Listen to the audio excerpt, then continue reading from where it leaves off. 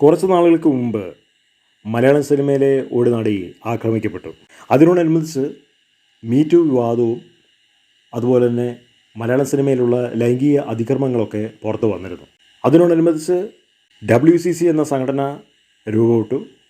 മലയാള സിനിമയിലെ നടിമാർ രണ്ട് ചേരിയായിട്ട് തിരിഞ്ഞു. ഒരു വിഭാഗം ആക്രമിക്കപ്പെട്ട നടിയെ സപ്പോർട്ട് ചെയ്യുകയും അതിൻ്റെ പുറകിൽ പ്രവർത്തിച്ചിരിക്കുന്ന നടൻ്റെ മുൻ ഭാര്യയെ സപ്പോർട്ട് ചെയ്യുകയും ഒക്കെ ചെയ്ത ഒരു സംഘടനയാണ്. കാലക്രമേണ അവർ തമ്മിൽ അഭിപ്രായ വ്യത്യാസം ഉണ്ടായി. അതിൽ ആക്രമണം മാസ്റ്റർ മൈൻഡ് ചെയ്ത നടൻ്റെ മുൻ ഭാര്യ ഒരുപാട് അവസരങ്ങൾ സിനിമയിൽ കിട്ടിയെന്ന കാരണത്താൽ ഈ സംഘടന വിട്ടുപോവുകയും ആ സംഘടനയുടെ ശക്തി ശോഷിച്ചു പോവുകയും ചെയ്തു. ഈ സംഘടനയിലുള്ള ആളുകൾ തമ്മിൽ അങ്ങോട്ടും ഇങ്ങോട്ടും അഭിപ്രായ വ്യത്യാസമായി അവർ പിരിഞ്ഞു പോവുകയും ചെയ്തു. പക്ഷേ അന്നൊക്കെ ലൈംഗിക അതിക്രമം എന്നൊക്കെ പറഞ്ഞപ്പോൾ അതിന് തെളിവുണ്ടായിരുന്നില്ല. പിന്നീടാണ് ഹേമ കമ്മിറ്റി റിപ്പോർട്ട് യുദ്ധാടിസ്ഥാനത്തിൽ പുറത്തു വരികയും അതിൽ ഒരുപാട് നടന്മാർ പിടിക്കപ്പെടുകയും ചെയ്തിട്ടുള്ളൂ.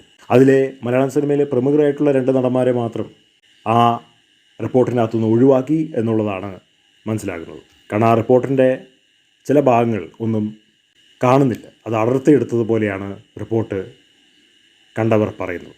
അപ്പോൾ ഇതിനൊക്കെ പുറകെ പ്രവർത്തിച്ചത് WCCയിലെ ചില പുഷ്പങ്ങളാണ്. അതിൽ 2 പേരാണ് റീമ കല്ലിങ്കലും പാർവതി. അവർക്ക് മലയാള സിനിമയിൽ അപ്രഖ്യാപിത വിലക്ക് ഉണ്ട്.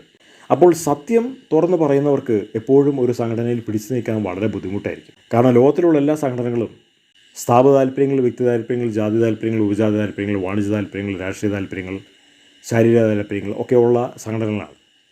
അപ്പോൾ അവരുടെ സ്ഥാപന താല്പര്യങ്ങൾക്കെതിരെ സംസാരിക്കുന്ന വ്യക്തികൾ എപ്പോഴും അവരുടെ ജീവിതം ദുസ്സഹമായിരിക്കും. അവർക്ക് പലയിടത്തും വിലക്ക് വരും. അവരുടെ ജോലി സ്ഥലത്ത് വിലക്ക് വരും, അവരുടെ പ്രവർത്തന മണ്ഡലങ്ങൾക്ക് വിലക്ക് വരും, അവരുടെ സാമൂഹിക ജീവിതത്തിന് വിലക്ക് വരും, അവരുടെ സാംസ്കാരിക ജീവിതത്തിന് വിലക്ക് വരും. അങ്ങനെ പല രീതിയിലും വിലക്ക് വരും. ഇപ്പോൾ സിനിമ നടിമാരെ സംബന്ധിച്ച് വിലക്ക് വന്നാൽ അവർക്ക് സിനിമയിൽ അവസരങ്ങൾ കിട്ടില്ല.